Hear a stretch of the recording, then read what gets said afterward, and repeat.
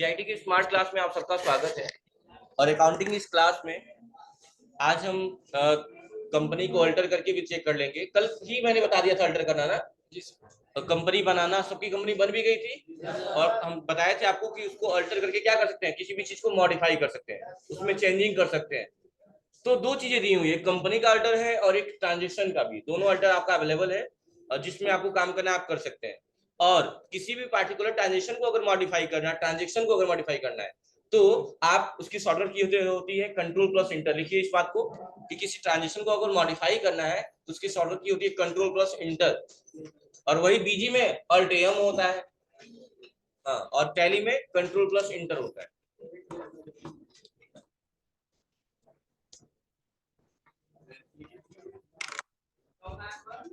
Control plus inter modify करने के लिए, किसी ट्रांजेक्शन को मॉडिफाई करने की शॉर्टकट की होती है।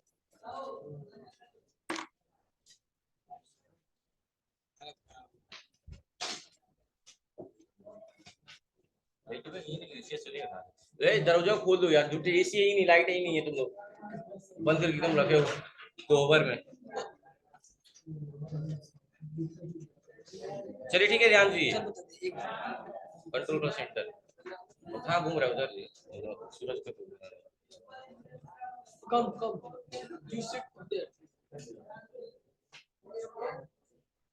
तो ये देखिए यहाँ शॉर्टकट की दिया हुआ है।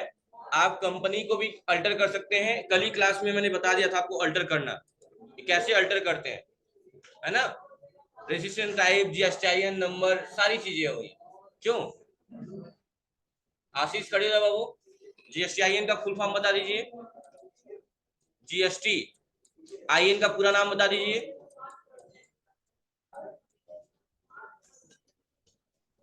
आशीष क्यों खड़े नहीं हुए आप? हाँ आशीष किसका नाम है? नहीं आप ही कहे थे। हाँ आप लोग पढ़ चुके हैं, लोग पढ़े नहीं है तो उससे आप पूछूंगा। वर्षा बताइए जीएसटीआईएन का पूरा नाम।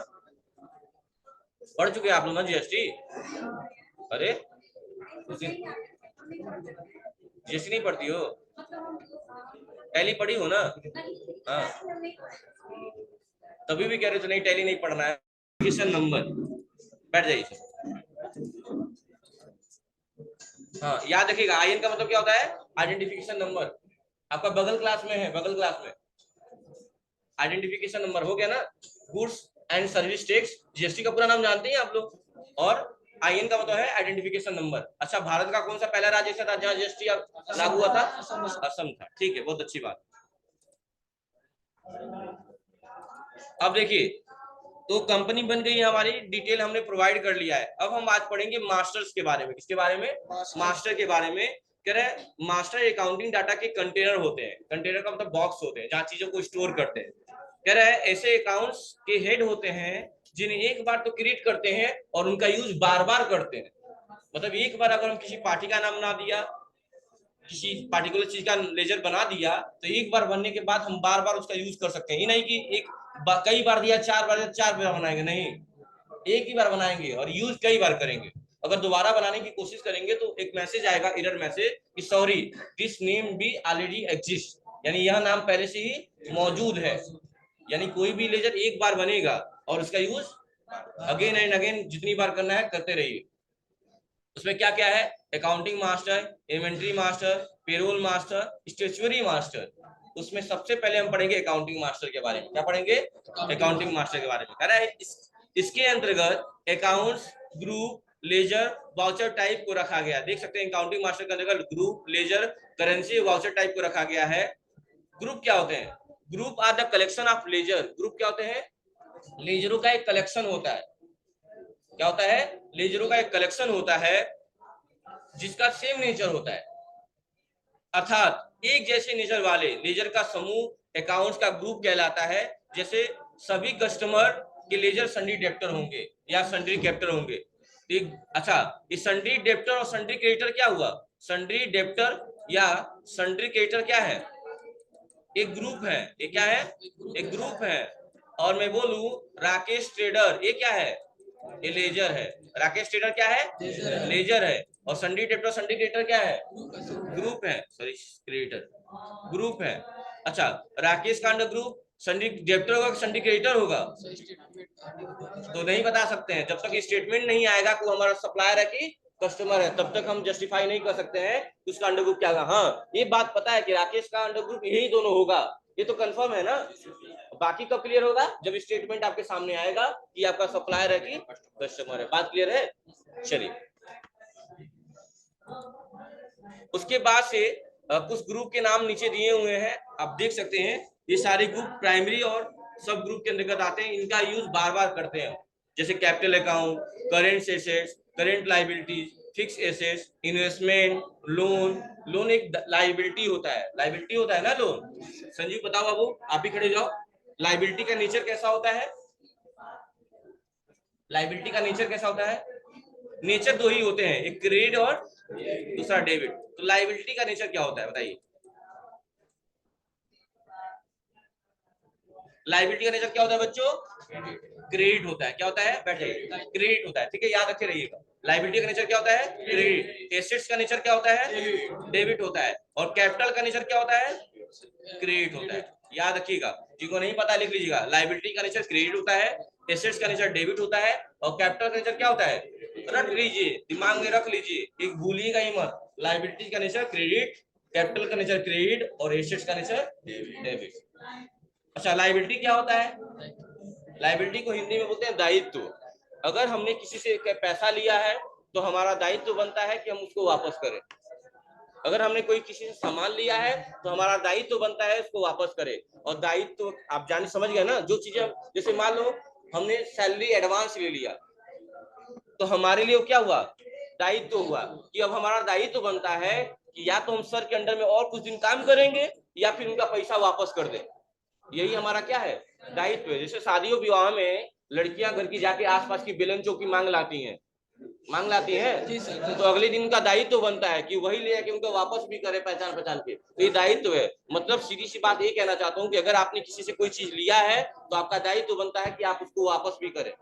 जैसे एक चीज मैंने एग्जांपल समझाया था बेस्ट, कि मान लीजिए यहाँ पे दो मेडिकल शॉप है, ये भी मेडिकल शॉप है, ये B1 है और ये B2 है। दो मेडिकल शॉप है। आपकी दुकान पे एक कस्टमर आया, दवा लेने कोई, लेकिन वो दवा आपके पास अवेलेबल नहीं था। तो कभी भी आप नहीं चाहेंगे कि आपके वो दुकान से कोई कस्टमर खाली हाथ लौटे। आपने क्या किया, छोटू को बोला बगल वाले से जाओ मेडिकल से दवा उठा लाओ। वो लेके आया, दवा लिए, कस्टमर को दिए, कस्टमर से पैसा लिए, कस्टमर चला गया घर। अब आपका दायित्व क्या बनता है कि आप बगल वाले मेडिकल स्टोर को या तो पैसा दे दो उस दवाई का जो मंगा के दिए हो, या फिर अगले दिन जब स्टॉक आप भी मंगाओगे तो एक पत्ता जो लाए हो, एक पत्ता उसको वापस कर दोगे। यही दायित्व आपका बनेगा। समझ में आ गया दायित्व क्या होता है? जो चीज देना है वो दायित्व है। जैसे आपने नाम सुना होगा प्रीपेड का, प्रीपेड और पोस्टपेड का नाम सुना है? हाँ, ठीक है। तो संजीव, आपके और क्लास के कोई बच्चे जिसका नाम बताइए जो आए हैं साथ में, बगल खड़ा कर दीजिए। क्या नाम है बाबू? गौरव नाम है। गौरव बताओ बाबू, प्रीपेड और पोस्टपेड क्या होता है?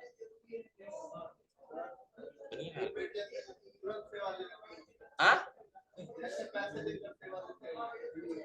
अच्छा, तो मतलब क्या अंतर है इसमें? जैसे कि कुछ चीज रिप्रेजेंट, जैसे इन दोनों में ना एक कोई एसेट से रिप्रेजेंट किया जाता है, और कैसे बताइए, कैसे कैसे प्रूव करेंगे आप? कैसा कुछ है, बताइए कैसे प्रूव करें? जैसे सुनिएगा, प्रीपेड कहता है, प्रीपेड सिम जो हम लोग यूज करते हैं, जो हम लोग यूज कर रहे हैं फिलहाल में, वो कहता है कि पहले आप पेमेंट करिए तब आप उसका लाभ उठाइए, मतलब पहले भुगतान करिए तब लाभ उठाइए। तो जहां पहले ही भुगतान कर दिया गया है वहां दायित्व तो बनेगा ही नहीं। दायित्व तो तब बनेगा कि जब आप कहीं से सेवा प्राप्त करें और सेवा का भुगतान बाद में करें। जैसे इलेक्ट्रिसिटी क्या है? पोस्टपेड सेवा है, कि पहले आप लाभ उठाते हैं, 1 महीने के बाद बिल आता है तब आप पेमेंट करते हैं। तो पोस्टपेड क्या है? आपका दायित्व तो बन रहा है कि अगर आपने सेवा लिया है तो आपका दायित्व तो बनता है कि आप उसका पेमेंट करें। समझ में आ रहा है ना? तो पोस्टपेड क्या है? लाइबिलिटी के अंतर्गत आता है, और प्रीपेड क्या है? संपत्ति के अंतर्गत। जैसे मान लो मैंने एडवांस सैलरी ले ली है पुष्कर सर से, तो मेरे लिए दायित्व तो है, मेरा दायित्व क्या है कि या तो मैं उनका पैसा भर दूं काम करके, या फिर पैसा देके चुका दूं। तो मेरे लिए क्या हो गया? दायित्व हो गया। लेकिन पुष्कर सर ने एडवांस मुझे दिया है, उनके लिए क्या हुआ? एसेट्स हुआ। क्या हुआ? एसेट्स हुआ।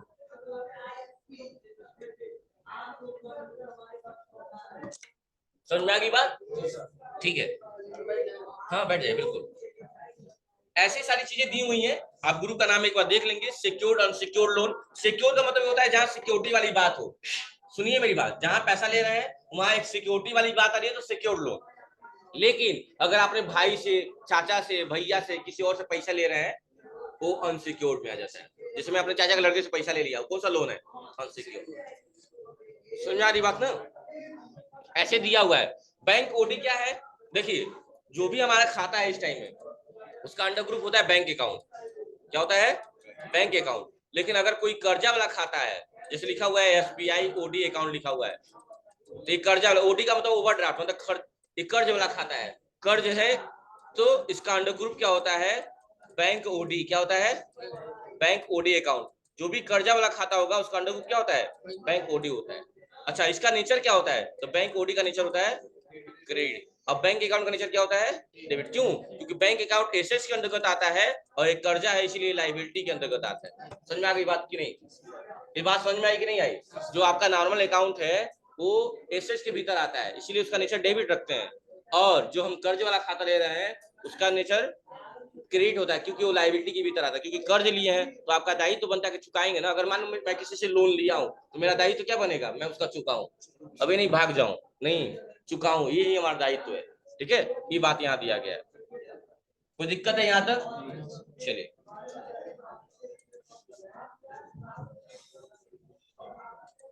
अब देखिए, अब ऐसे नीचे समझाया हुआ है कि क्या है कैपिटल अकाउंट क्या है। कह रहा है it hold the capital and reserve of the company. जो कंपनी के रिजर्व और सरप्लस को होल्ड करता है वो कैपिटल होता है, आपकी पूंजी होती है। क्या होती है? पूंजी होती है। समझ में आ रही बात ना? ठीक, चलिए, इन तीनों के अलावा और कौन आया है? संजीव, चौथा खड़ा कर दो उसको भी। खड़ा हो बाबू, क्या नाम है आपका? अच्छा, अश्वनी। अश्वनी बताओ, ड्राइंग क्या होता है? आसान है, आप निगम के स्टूडेंट भी है, बताइए ड्राइंग क्या है? अगर हम बिजनेस का कोई पैसा हो और हम पैसा पर्सनली यूज कर ले तो ऐसा चीजों को ड्राइंग बोलते हैं, आहरण खाता बोलते हैं। अच्छा, इसका प्रभाव क्या पड़ता है हमारी पूंजी पे? कोई प्रभाव पड़ता है कि नहीं पड़ता है? क्या पड़ता है?